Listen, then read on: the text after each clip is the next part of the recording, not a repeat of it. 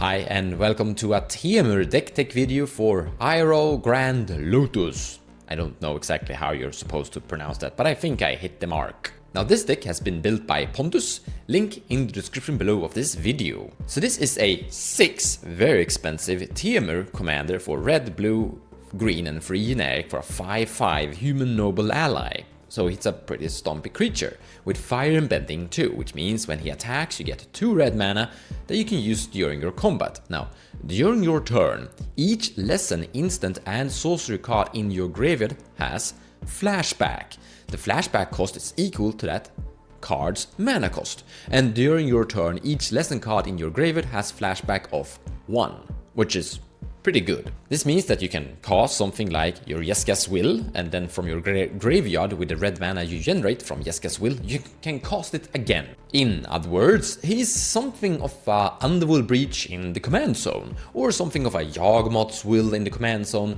something of like a Past in Flames in the command zone, and that's pretty good. You can, for example, use various rituals like Rite of Flame to get him into play fast and early, and then you recast Rite of Flame again from the graveyard with the flashback ability. Snap is a pretty strong ritual. You cast it for 2 mana, return a creature to owner's hand, and you untap 2 lands. If your land taps for additional mana, more than 1, it becomes a perfect ritual. Same thing with Frantic Search. So draw 2 cards, discard 2 cards, fuel your graveyard, dig through your library, get your UnderWorld Breach into your hand, or build up more rituals into your graveyard.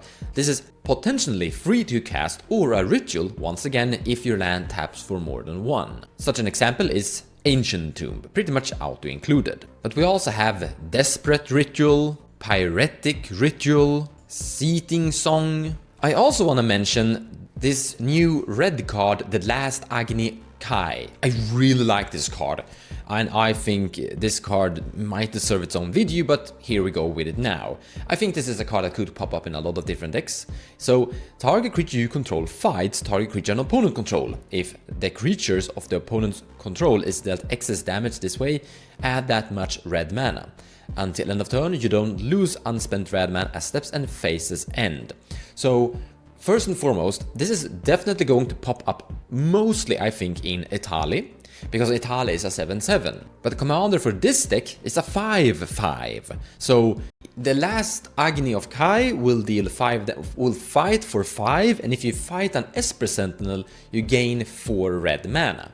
Pretty good, pretty perfect in the deck we're wanting to build here. A storm deck with a lot of rituals that we can flashback from the graveyard. And then with cards like Brain Freeze, we can storm and mill ourselves tremendously and eventually potentially find an UnderWorld Breach in the graveyard, but then we can't get it back. Fear not, if you mill yourself and you get your UnderWorld Breach into your graveyard, you have a Noxus Revival that you can cast from the graveyard with a flashback ability from the commander, putting UnderWorld Breach on top and then draw a card with any form of flashback trick that you have. We also have Regrowth. For green and 1 generic sorcery, return target card from your graveyard to your hand, like your UnderWorld Breach. So once again, you can cast this from the graveyard with the commander's flashback allowance, which is basically giving you alternatives to Sevinne's Reclamation. Now, you're not on color identity of white, so you can't play Sevinne's, but you have green alternatives. This is also allowing you to set up some pretty good intuition piles, as you have both Noxus Revival and Regrowth. So it kinda doesn't matter what they give you, you're going to get your breach anyway.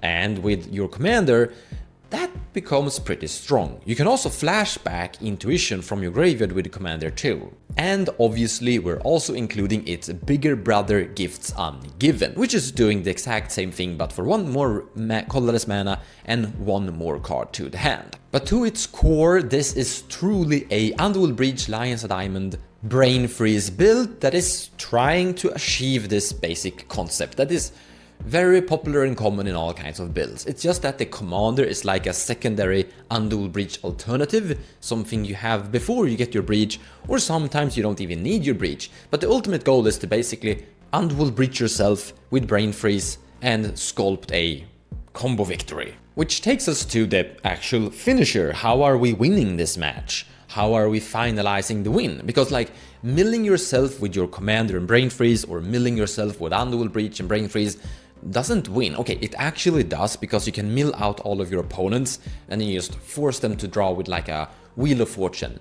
But we can also do the typical 2-card finisher, Dual Custom Age and Molten Duplication, where we do have alternatives such as Twin Flame, that is doing the exact same thing as Molten Duplication to generate infinite Dual Custom Age tokens. But I want to emphasize that you really just need to mill out all of your opponents, keep something like 7 or more cards in your own deck, and then cast a Wheel of Fortune or a Windfall, and all of your opponents will die. And you will not deck yourself if you've not milled your entire deck list. Some other cool key cards inside this build is Doc Arlok Grizzled Genius. It's kinda cool. Bear Druid, Simic. So spells you cast from your graveyard or from exile cost 2 less to cast, which is pretty good when your entire build is more or less trying to be a storm build. For example, this Desperate Ritual becomes 1 red mana instead of 2 mana. We're also including Birgi, God of Storytelling, a very good card when you're trying to storm off and win. Ral, Moonson Mage, that will reduce the casting cost. Instant and sorcerer spells you cast cost 1 less to cast. And if you actually flip him, you might be able to ulti him.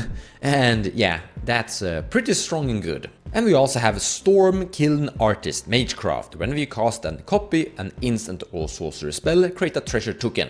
Great. Treasonous Ogre, pay 3 life, add 1 red mana to your mana pool. This is the only card that is actually using the life total, but it's pretty strong and good, because for something like 12 life you get 4 red mana. So you can, he kind of pays for himself, and he is a ritual. You can't really gain life in this build, so yeah, the life you start with are the tools you have, but he definitely helps out achieving victories. Which takes us to the next part, value cards, value engines, because sometimes things aren't going according to plan and you might need some other tools to get you into the game. Now I've actually built something of a Rhetoric study opening probability simulator, and I did run it on this build, and I want to point something out. It's an alpha version or something of a beta version maybe that is needing updates. Regardless, as you can see, this build has a kind of a probability of, let's say, go with 3% chance of having a Rhetoric study turn 1 or turn 2. So it's not entirely likely,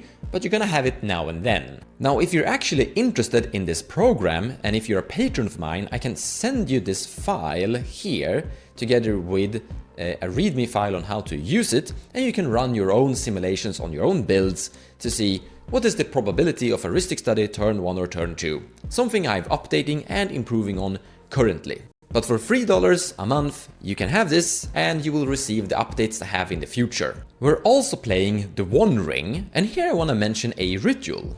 So the One Ring, super strong, we all know that, powerful, draws a lot of cards. If you get into the play early in the game, we have a lot of rituals, so that can happen. But a key specific one, Dramatic Reversal, untap all non-land permanents you control. So this will untap all of your artifacts. It's a perfect ritual that you cast once to get your commander into play, and you can flashback it from the graveyard to help you with your storm concept. But this can actually also untap the One Ring for more powerful value. We're also playing, as you might have seen, the Cabbage Merchant. Whenever an opponent casts a non-creature spell, create a food token. Whenever a creature deals combat damage to you, sacrifice a food token, but you can tap to untapped foods to add 1 mana of any color to your mana pool.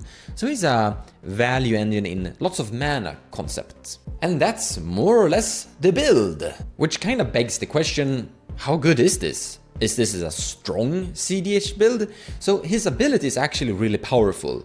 If this commander had a lower mana cost, he would be amazing.